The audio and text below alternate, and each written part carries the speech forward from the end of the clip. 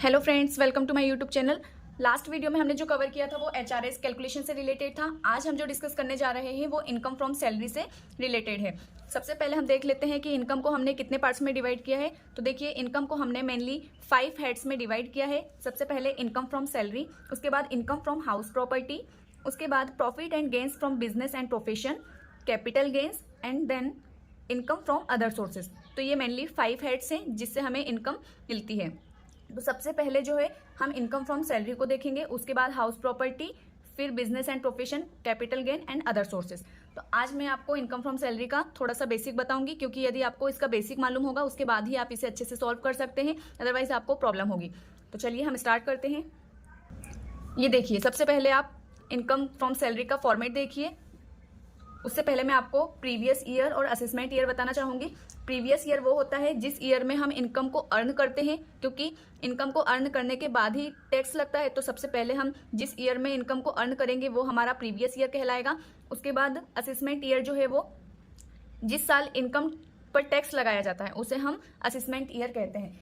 तो मान लीजिए यदि 22-23 में हमने इनकम गेन की थी, तो हम उसका जो टैक्स कैलकुलेशन करेंगे वो कब करेंगे? 23 से 24। जिस साल इनकम अर्न की जाती है उसी साल हम इनकम पर टैक्स नहीं लगाते हैं, नेक्स्ट ईयर उस पर टैक्स लगाया जाता है। तो आपको यहाँ तक बात क्लियर हुई होगी। उसके बाद देखिए, ये फॉर्मेट है सैलरी का। सबसे पहले आती है बेसिक सैलरी। जब भी कोई व्यक्ति जॉब करता है तो उसे बेसिक सैलरी दी जाती है, पर मंथ दी जाती है। यदि आपके क्वेश्चन में पर मंथ गिवन है तो आपको 12 से इंटू करके यहाँ पर अमाउंट लिखना होगा, क्योंकि यहाँ पर जो अमाउंट आता है ये पूरा एनुअली आता है। तो आपको मंथली जो भी चीज़ें गिवन है उसे 12 से इंटू करके आपको यहाँ पर अमाउंट लिखना है। उसके बाद कभी कभी हम एडवांस में भी सैलरी ले लेते हैं, तो एडवांस सैलरी या एरियर्स ऑफ सैलरी, उसका भी अमाउंट आपको यहाँ पर लिखना है। ये पूरा अमाउंट ही यहाँ पर लिखना है। इसका मतलब ये है कि इस पर टैक्स लगेगा। बेसिक सैलरी पर टैक्स लगेगा, एडवांस सैलरी पर भी टैक्स लगेगा, डियरनेस पे एंड डियरनेस अलाउंसेस यदि आपके क्वेश्चन में दिए हैं तो उस पर भी टैक्स लगेगा। फिर बोनस यदि गिवन है तो उसे भी आप लिख दीजिएगा, ये भी टैक्सेबल है। कमीशन यदि गिवन है उसे भी लिख दीजिएगा। और इनके अलावा यदि कोई अदर अलाउंसेस मिलते हैं, जैसे कि मेडिकल अलाउंसेस या फिर HRA अलाउंसेस, एजुकेशन अलाउंस, कुछ भी यदि आपको मिलता है तो वो 2 पार्ट में कैटेगराइज है। पहले फुल्ली टैक्सेबल, उसके बाद पार्टली टैक्सेबल। जो फुल्ली टैक्सेबल अलाउंसेस होते हैं ये मैं आपको बताऊंगी कि कौन कौन से फुल्ली टैक्सेबल है और कौन कौन से अलाउंस पार्टली टैक्सेबल हैं। तो दोनों को ही आपको यहाँ पर लिखना है। फुल्ली टैक्सेबल को डायरेक्ट आपको लिख देना है, और पार्टली टैक्सेबल में कुछ एडजस्टमेंट होता है, उसमें से कुछ लेस होता है, उसके बाद आपको ये यहाँ पर अमाउंट लिखना होता है। उसके बाद देखिए, अलाउंसेस हमने लिख लिए। फिर आते हैं परक्यूसिट। तो टैक्सेबल परक्यूसिट ही हमें लिखना है। जो टैक्सेबल नहीं है, एग्जम्प्टेड होते हैं, उन्हें नहीं लिखना है। इसमें जो भी चीजें आएंगी वो सारी टैक्सेबल ही आएंगी इस फॉर्मेट में। तो अब हमें कैसे पता चलेगा कौन कौन से टैक्सेबल हैं? तो ये मैं आपको बताऊंगी कि कौन कौन से परक्यूसिट टैक्सेबल होते हैं, कौन कौन से टैक्सेबल नहीं होते हैं। अलाउंसेस और परक्यूसिट में वैसे क्या डिफरेंस है? तो मेनली ये डिफरेंस है कि अलाउंसेस जो होते हैं ये कैश फॉर्म में होते हैं, और परक्यूसिट जो होते हैं ये सर्विस फॉर्म में होते हैं। आगे और हम डिस्कस करेंगे। फिर यदि पेंशन या ग्रेच्युटी मिलती है तो उसका भी अमाउंट आपको यहाँ पर लिख देना है, ये भी टैक्सेबल होती है। फिर यदि आपके क्वेश्चन में employers contribution in RPF given है, तो यदि वो 12% से ज़्यादा है, मीन्स 12% ऑफ सैलरी, ये परसेंटेज वहाँ पर मेंशन होगा कि क्वेश्चन में मान लीजिए 12% की जगह यदि 14% गिवन है, तो आपको कौन सा अमाउंट लिखना है? 12% तक तो एग्जम्प्टेड होता है, फिर 14% गिवन है तो जो एक्स्ट्रा 2% है उसका अमाउंट कैलकुलेट करके आपको यहाँ पर लिखना होगा, ठीक है। और एम्प्लॉयर्स का कंट्रीब्यूशन ही लिखना है, सिर्फ एम्प्लॉय का कंट्रीब्यूशन नहीं लिखा जाता है। उसके बाद interest on RPF in excess of 9.5%, ये भी सेम इसी के जैसा है। देखिए, इसमें 9.5% तक एग्जम्प्टेड होता है, और इसके बाद जो भी एक्स्ट्रा रहता है उसका अमाउंट कैलकुलेट करके यहाँ पर लिखा जाता है। फिर इनका प्लस करने पर, इनका टोटल करने पर यहाँ पर ग्रॉस सैलरी आ जाती है। तो ये ग्रॉस सैलरी यहाँ पर निकल कर आएगी। उसके बाद आपको डिडक्शन मिलेंगे अंडर सेक्शन 16। सबसे पहले आपको स्टैंडर्ड डिडक्शन मिलेगा जो कि 50,000 फिक्स है। ये क्वेश्चन में गिवन नहीं होता है, ये हमें पता होना चाहिए कि हमें deduction under section standard deduction minus करना होता है। उसके बाद यदि आपके क्वेश्चन में एंटरटेनमेंट अलाउंस गिवन था तो उससे रिलेटेड एडजस्टमेंट, उससे रिलेटेड डिडक्शन भी आपको मिलता है, लेकिन इसके लिए कंडीशन अप्लाई होती है कि यदि जो एम्प्लॉय था वो गवर्नमेंट एम्प्लॉय था तब ही ये आपको मिलेगा अलाउंसेस का डिडक्शन, एंटरटेनमेंट अलाउंस का डिडक्शन, अदरवाइज आपको नहीं मिलेगा, फुल्ली टैक्सेबल होगा, ठीक है। उसके बाद प्रोफेशनल टैक्स और एम्प्लॉयमेंट टैक्स, ये भी आपको क्वेश्चन में गिवन होता है तो आपको यहाँ पर लिखना है, और नहीं होता है तो आपको नहीं लिखना है। तो ग्रॉस सैलरी में से ये जो अमाउंट आएगा यहाँ पर वो डिडक्ट करने के बाद जो सैलरी आती है वो टैक्सेबल सैलरी होती है। इस इस सैलरी पर आपको टैक्स देना होता है। तो आई होप आपको यहाँ तक मेरी बात क्लियर हुई होगी। हमने ये पूरा फॉर्मेट देखा सैलरी का। चलिए अब हम आगे बढ़ते हैं। अब देखिए हम अलाउंसेस को समझ लेते हैं कि ये क्या होते हैं, क्योंकि इनकम फ्रॉम सैलरी में मेनली आपको अलाउंसेस और परक्विजिट से रिलेटेड ही एडजस्टमेंट करने होते हैं। यदि ये आपको अच्छे से पता है, अच्छे से आपको इनका कैलकुलेशन आता है, तो आप क्वेश्चन को बहुत ही इजीली सॉल्व कर सकते हैं।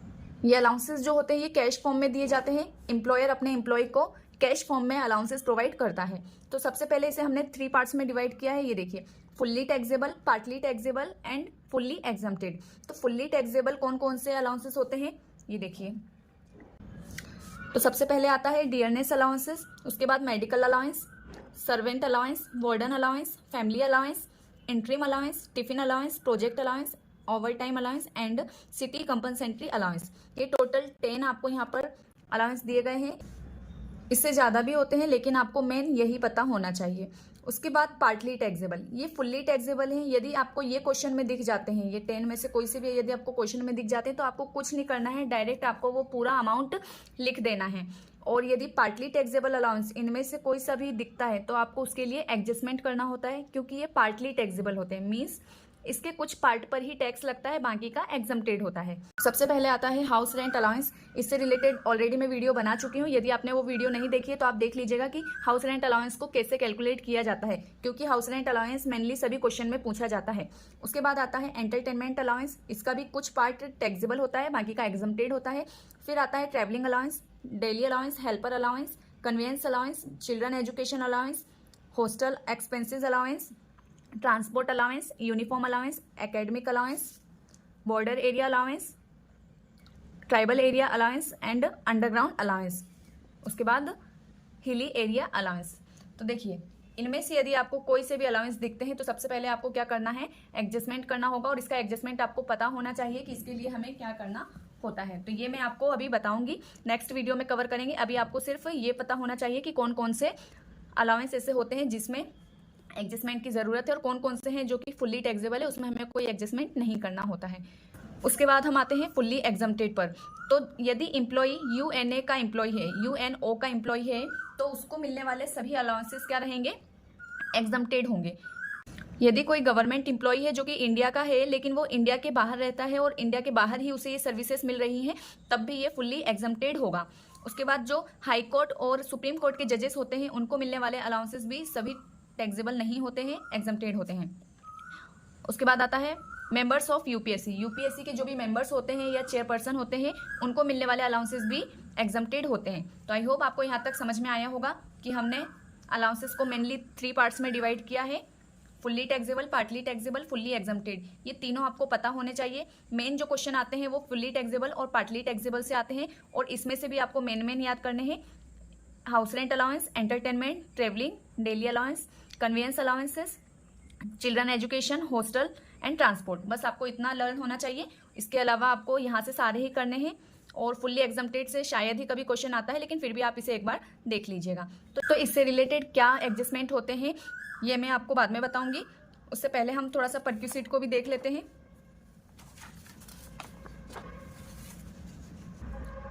ये देखिए, ये परक्विजिट है। ये क्या होते हैं, सर्विस फॉर्म में होते हैं। इसमें एम्प्लॉयर कैश ना देकर डायरेक्ट सर्विस ही प्रोवाइड करता है। और सबसे पहले इसमें आता है रेंट फ्री एकोमोडेशन। अलाउंसेस में क्या आता था, हाउस रेंट अलाउंस। उसमें यदि कोई एम्प्लॉय कहीं पर रहता है और उसका जो भी रेंट लगता है उसके लिए उसे कैश दिया जाता था, लेकिन यहाँ पर क्या होता है कि एम्प्लॉयर या तो खुद का फ्लैट वगैरह या मकान दे देता है, या अपनी तरफ से कहीं पर भी उसे किराए से रूम दिलवा देता है। उसके बाद आता है फर्नीचर। तो फर्नीचर जो होता है ये एकोमोडेशन से ही रिलेटेड होता है, क्योंकि कभी कभी जो फ्लैट वगैरह होते हैं वो फर्निश्ड होते हैं, मीन्स उसमें सारी फर्नीचर की जो सुविधाएं होती हैं वो प्रोवाइड की जाती हैं। तो उसके लिए क्या एडजस्टमेंट रहेगा वो मैं आपको बाद में बताऊंगी। उसके बाद हम देखते हैं मूवेबल असेट। तो मूवेबल असेट जो होती है, इसमें से आपको ये याद रखना है कि कंप्यूटर और लैपटॉप पर टैक्स नहीं लगता है, और यदि इसके अलावा कोई असेट एम्प्लॉयर द्वारा एम्प्लॉय को यूज़ करने के लिए दी जाती है तो उसमें 10% ऑफ कॉस्ट का टैक्स देना पड़ता है। मान लीजिए 10,000 का मोबाइल यूज़ कर रहा है एम्प्लॉय, तो उसका 10% जो है उस पर टैक्स लगेगा। उसके बाद value of any gift voucher and token. यदि value of gift is below ₹5,000, यदि कोई गिफ्ट दिया गया है तो उसका जो अमाउंट है, उसकी जो वैल्यू है वो 5,000 से यदि कम है तो वो फुल्ली एग्जम्प्टेड रहेगा, और 5,000 से यदि ज़्यादा है तो वो टैक्सेबल होगा। और गिफ्ट इन कैश, यदि कैश के फॉर्म में गिफ्ट दिया जाता है तो ये फुल्ली टैक्सेबल है, चाहे वो 5,000 से कम कैश हो या 5,000 से ज़्यादा हो। उसके बाद हम आते हैं payment by employer on behalf of employee. Employer के द्वारा एम्प्लॉय का कोई सा भी पेमेंट किया जाता है तो वो टैक्सेबल होता है। उसके बाद मोटर कार से रिलेटेड एडजस्टमेंट भी आपको करना होगा। उसके बाद आता है मेडिकल फैसिलिटी। मेडिकल फैसिलिटी को हमने अलाउंसेस में भी देखा था, यहाँ पर एग्जम्प्टेड और अलाउंसेस में टैक्सेबल। ऐसा क्यों? तो ऐसा इसलिए क्योंकि यहाँ पर जो मेडिकल का खर्चा रहता है वो एम्प्लॉयर द्वारा बियर किया जाता है, और अलाउंसेस में मेडिकल के लिए कैश प्रोवाइड किया जाता है, तो इसलिए वहाँ पर टैक्सेबल होता है और यहाँ पर एग्जम्प्टेड होता है। उसके बाद एक्सीडेंट इंश्योरेंस प्रीमियम जो होता है ये भी फुल्ली एग्जम्प्टेड होता है। परक्विसिट प्रोवाइडेड आउटसाइड इंडिया, यदि इंडिया के बाहर कोई से भी परक्विसिट प्रोवाइड किए जा रहे हैं तो वो एग्जम्प्टेड होंगे। उसके बाद लोन टू एम्प्लॉय, यदि एम्प्लॉय को कोई लोन दिया गया है एम्प्लॉयर के द्वारा और उसका जो अमाउंट है वो 20,000 से कम है या 20,000 तक है, तो उसका जो इंटरेस्ट है उस पर कोई टैक्स नहीं लगेगा, वो एग्जम्प्टेड होगा। और यदि इससे ज़्यादा है तो जो टैक्सेबल अमाउंट है वो हम ऐसे कैलकुलेट करेंगे। सबसे पहले लोन अमाउंट लिखना है into SBI interest rate minus actual interest rate. जब हम ये क्वेश्चन करेंगे तब आपको ये सभी चीज़ें आसानी से समझ में आ जाएगी। तो चलिए नेक्स्ट वीडियो में हम इनसे रिलेटेड क्वेश्चन करेंगे। मैं आपको क्वेश्चन में ही ये सारी चीज़ें बताती जाऊंगी कि कैसे हम इसको कैलकुलेट करते हैं। HRA का क्या कैलकुलेशन होता है, एंटरटेनमेंट अलाउंस के लिए क्या एडजस्टमेंट है, ट्रैवलिंग अलाउंस के लिए क्या एडजस्टमेंट है। जैसे जैसे हमारे क्वेश्चन में ये सारी चीज़ें आती जाएंगी, 1 बाय 1 मैं आपको सभी क्लियर करती जाऊंगी। लेकिन डायरेक्ट क्वेश्चन करने से पहले आपको इतनी चीज़ें पता होनी चाहिए जो कि आज हमने डिस्कस की है। इन्हें आप अच्छे से याद कर लीजिएगा, क्योंकि जब तक आपको ये चीज़ें पता नहीं होगी आप क्वेश्चन को अच्छे से सॉल्व नहीं कर पाएंगे। तो आज हमने जो जो डिस्कस किया उसका हम क्विक रिवीजन कर लेते हैं। ये देखिए, सबसे पहले हमने फॉर्मेट ऑफ सैलरी देखा था, उसमें हमने ये सारी चीज़ें देखी थी। ये आपको अच्छे से याद होना चाहिए पूरा सैलरी का फॉर्मेट। इसमें डिडक्शन भी देने होते हैं, तो आपको पता होना चाहिए कि कितने तक का डिडक्शन मिलता है। और उसके बाद हमने ये अलाउंसेस को देखा था। अलाउंसेस हमने 3 पार्ट्स में डिवाइड किए हैं, तो 3 पार्ट्स ही आपको मालूम होने चाहिए कि किस किस में क्या करना होता है। उसके बाद हमने परक्विसिट देखा, और सबसे पहले हमने इनकम के हेड्स देखे थे कि इनकम फ्रॉम सैलरी होता है, हाउस प्रॉपर्टी से भी इनकम होती है, प्रॉफिट एंड गेन होता है बिजनेस एंड प्रोफेशन से, capital gain and income from other sources. तो आज हमने जो डिस्कस किया वो इनकम फ्रॉम सैलरी का थोड़ा सा बेसिक था। इसके बाद हम जो डिस्कस करेंगे वो इससे रिलेटेड क्वेश्चन करेंगे, न्यूमेरिकल करेंगे, फिर हम हाउस प्रॉपर्टी पर आएंगे। तो चलिए फ्रेंड्स, आज के लिए इतना ही। मिलते हैं हम नेक्स्ट वीडियो में, तब तक के लिए बाय बाय। यदि आपको मेरा ये वीडियो पसंद आया हो तो आप प्लीज़ लाइक एंड सब्सक्राइब कीजिएगा। Thank you so much.